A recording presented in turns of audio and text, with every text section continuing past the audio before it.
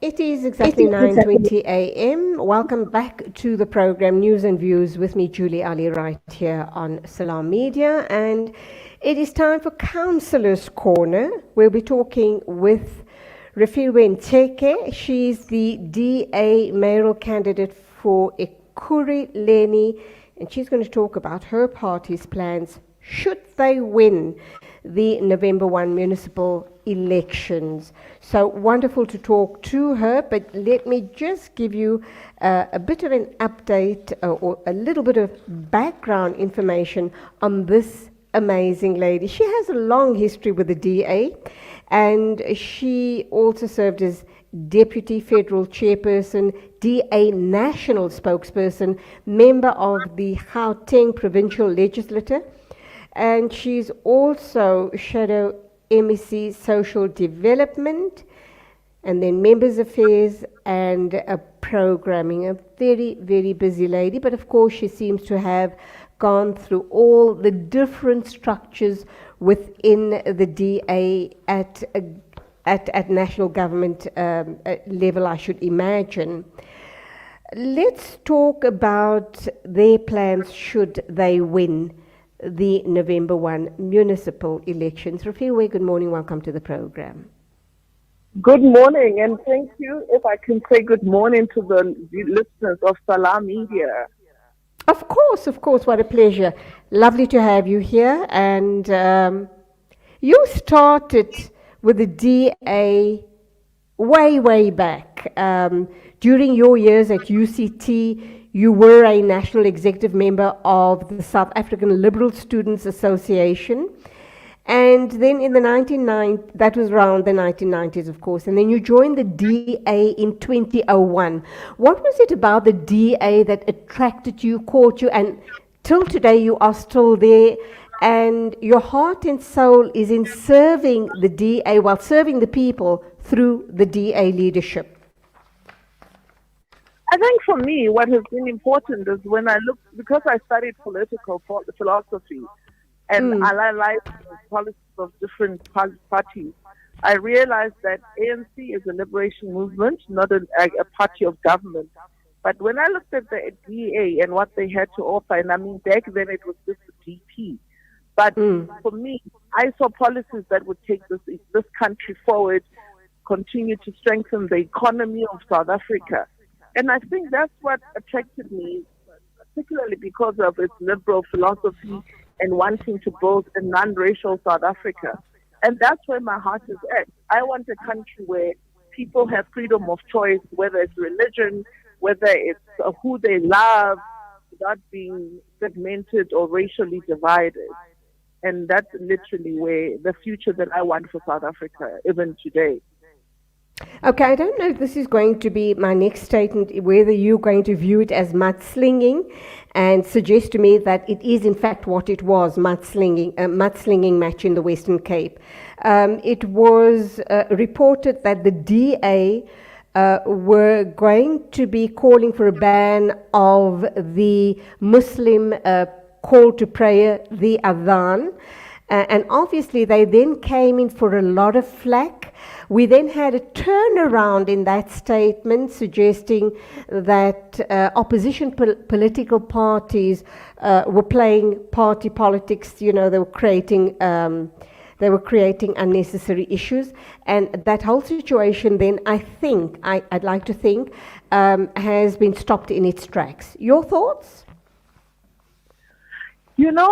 Unfortunately, I'm not super okay with the incident because I've been focusing on Ekurhuleni and my campaign here. But generally what I have found happens is you find officials who sometimes make decisions on behalf of a political party because they work in the administration. So sometimes when those officials make decisions, they don't align with the party's manifesto, as an example, or the policies of a political party. So we need to be very careful in terms of how administration makes decisions on behalf of those who are accountable, which is the political principle of a municipality. So I think that's all I can say on the matter because I don't have the facts at hand. I'm based in Ekurhuleni where I'm trying to win a municipality. So I'm a bit far from Cape Town. But for me, if I look at the political, no, I'm being honest. No, I hear you. I hear you, and I commend you for being upfront and honest. Yes, and so for me, being in the leadership of the Democratic Alliance, we believe in freedom of religion as well. Absolutely. That is why I was quite surprised when I heard that promise of the... to have a move like that, because the Democratic Alliance cannot call for actually coming down on another religion. Why would the basis of that be? So I struggle to understand that as something that the DA would actually do, because it's really an anti-DA move. Because then you're actually, it's actually quelling the very principle we stand on to say individual rights are sacrosanct and people have a right to have exercise their religion, and they must be given the opportunity to do so. Okay, so you are an ardent DA person through and through. You're a blue blood, so to speak. What do you now? It's going through my bones. Okay. Okay then. What are the challenges that you see for in that ward, Ekurhuleni? What are they currently? How are you going to turn those problems, issues, challenges, call them what you might, turn them around? And the one big promise all political parties are making is that they're going to create jobs for the unemployed youth, and they're going to work hard at getting rid of corruption. How do you respond to all of that? Well, let me start with the problem definition. Going around the municipality, I found fruitless and wasteful expenditure. Even this morning, I found a taxi rank that was built for 44 million rand that nobody's using because nobody has done public participation. I have found instances where a power station was supposed to be built and the money, 70 million rand, but nothing is actually being built on the ground. So that's the first problem. The second problem is this municipality has power outages in the tune of 1,000 outages per day. Secondly, there's water outages, and then there's lack of waste collection. I can run through a lot, but let's prioritize those four things with finances as the umbrella problem. We want to come in as a Democratic Alliance with strong financial people, a strong CFO, a strong financial MMC who's going to manage and make sure that we close those gaps so there's no fruitless and wasteful expenditure, ultimately stopping corruption in this municipality. I've now tapped the amount of corruption I found is sitting at over 20 billion rand in fruitless and wasteful expenditure. Yesterday I went to see what was supposed to be a housing development that was supposed to cost 22 billion rand, but that was supposed to have built 22,000 houses. On site, not even one house is being built, and it was a 7-year development. So just to give you an example of where these billions are disappearing to. So we need to get control of the finances. We need to tighten the way that money gets used. If you say you're going to budget for something, use the money for where it's intended. So coming in for me, I need to then take over the electricity and we've got vacancy rates that are very high. Go and get the electrical engineers, fill those positions, fix the infrastructure, because currently you'll find that we've got power outages from Eskom, and I can't deal with Eskom, that's a national entity. But what we do need to do is fix our infrastructure in the municipality, because currently what happens is we have load shedding, and then when the power comes on, the surge is so big, our infrastructure is aging, and then it explodes, and then we have power outages following load shedding. So at least we need to mitigate where we have the control. The levers of control, and the levers of control is fixing our substations, making sure we've got power in stock. We need to make sure that we don't have street lights that are going off and left off because there's no bulbs installed. I mean, for me, my big strategy is basically getting the basics right, going back to basics, filling up vacancies, getting electrical engineers, electricians, experts in energy coming in and making sure that we start mitigating against power outages. and start building new infrastructure, because that's also a backlog that the municipality has not started to address. Then we look at water outages. We've had a couple of water reservoirs where I've been around this metro where you find that water money that was supposed to build water reservoirs has been shifted towards PPE. So we need to actually build those reservoirs. In one instance, I went to an informal settlement where they were building RDP houses, but they've abandoned the project. At the same time, there's water that has been running for 3 months as a fountain in the middle of that development. And somehow the municipality has not noticed that water is running. So my issue is, I am going to be declaring war on water leaks, because not only is South Africa a water scarce country, but at the same time, you cannot afford to be losing that much water because you're actually losing revenue for the municipality. So we need to address that. Thirdly, we need to make sure we clean up the city, because everywhere I go, there's waste on the street corners. There is waste in our townships because the waste department is simply not collecting rubbish. And our people are made to live with rodents, because once you don't collect rubbish, we get rodent infestation. So we need to arrest those kind of problems by going out, collecting waste, and taking the waste to the landfill sites. But here's an interesting thing. If you look at UK and Denmark, they're starting to use waste to generate electricity. So what is the Western Cape government starting to do is they have realized that there's an act that was promulgated in Parliament called Act, which allows you to introduce independent power producers, because you don't want to be dependent on Eskom for a long time. So invoke that Act 10, pass a motion in council when we come in the first 100 days. Once that's done, then we start looking at recycling of waste so that we can create energy or electricity. We need to look at what Cape Town has done by refurbishing Stenbra's hydro stations. That's why when you live in Cape Town, when other people go on load shedding level 3, Cape Town keeps the city on level 1. Then we can start generating water-powered electricity. Then we look at George, another dear municipality, where people have a solar-powered airport, the first of its kind in South Africa. Wow. We've got a lot of industries. And when you look at George, that solar-powered airport generates so much energy that they actually pass on the energy to 200 houses next to the airport. So you can do that and amplify it by using all the different industries within Ekurhuleni, because Ekurhuleni is supposed to be an industrial hub. Then from there, you then also look at Kucha, also a DA-run municipality. What they did, for example, they recycled plastics and are starting to build plastic roads, and the roads are more durable than tar roads. And then in addition, they are also doing wind turbines.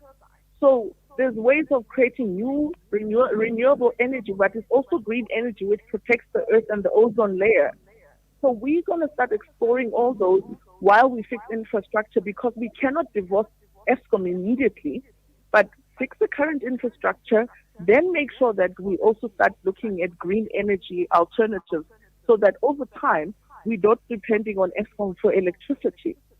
Those are I think those are the priorities, because otherwise I will keep you on the phone forever if we start talking about the park, the libraries. I want every single government building to have Wi-Fi, so that the youth and people can actually go into a library and say, you know what, I'm working for an American company as a virtual assistant, but because I have Wi-Fi in my library, I just go to the library and sit there and do my work. That's how we can actually reduce the 39% unemployment rate that Ekurhuleni has, by making sure that by fixing the basic services, which is electricity, water, and our roads and our sewage and our infrastructure, we can actually attract businesses into this municipality so that we can create jobs and ultimately reduce the 39% unemployment rate that we have in the city. Refiloe, you said all the right things to me, absolutely, and I'm pretty excited hearing you saying these things. But the actual implementation, the deliverables, when does it? Let's assume you do win the November 1 municipal elections. When does the work start? Who holds you to account? Are you approachable enough to hold you to account? Absolutely. You see what happens? In the first week, you need to visit all your first couple of weeks, let's say the first 2 weeks, you need to visit all the departments of the municipality understand what the performance contract of all the executives look like, do an assessment. You literally need to do a SWOT analysis. You need to look at everything that's happening in this department. As I speak to you right now, we've got a vacancy rate of 4,000 employees throughout the different departments in this metro. So those first 2 weeks are crucial after you form the government. And remember that the legislation says you must form a government 2 weeks after an election. So the next 3-4 weeks, you then sit with the heads of those departments with your MMCs and say, let me see your performance contract. Let's see why there is a backlog of service delivery in this municipality. If it's indeed shortage of personnel, let's deal with it from the HR component. If money needs to be reshuffled in different places, then we look at that when we look at the midterm budget. But unfortunately, we will be inheriting an ANC budget, and the only time we will get to put in a GA budget is in April next year when the new financial year kicks off, because the midterm budget is passed in September. So I think the most important thing is we have not had accountability in this municipality, but if we sit around the table with HODs and say to them, let me see the performance contract. If there isn't one, then we need to establish that. That's a starting point. If people do not know what's expected of them in the job, they're not going to delay. And obviously that cascades down to the guy who's supposed to fix the light bulb of your street. Okay, finally, my final question to you, Refiloe, my final question to you is, I wish you lots of luck and success going forward so that you can deliver on all your promises. We need people who are doers, not just talkers. But that being said, what if you do not win the election? What happens then to you and your big plans? Refiloe? I'm counting on winning the elections. But the Pardon? reality is that I'm still a sitting MPL in the Right. Provincial Legislature, and my term ends in 2024. But because I have every intention of winning this metro, I will then move from being an MPL to a councillor, which becomes the mayor of Ekurhuleni. Good luck to you. Good luck. You've won me over, I might add. I'm very impressed. Good luck, and we will be watching the space very, very closely. That was Refiloe Nt'sekhe. She is the DA mayoral candidate for Ekurhuleni come November 1 in the municipal elections. It is 9:37 exactly, news and views right here on Salam Media. Every 60 seconds, a silent pandemic claims the life of a child. Unsafe water is having